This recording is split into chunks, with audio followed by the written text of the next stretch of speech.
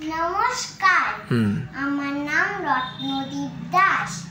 আমি নতুন নতুন তবলা শিখছি, সেটা আমার আনন্দ হচ্ছে।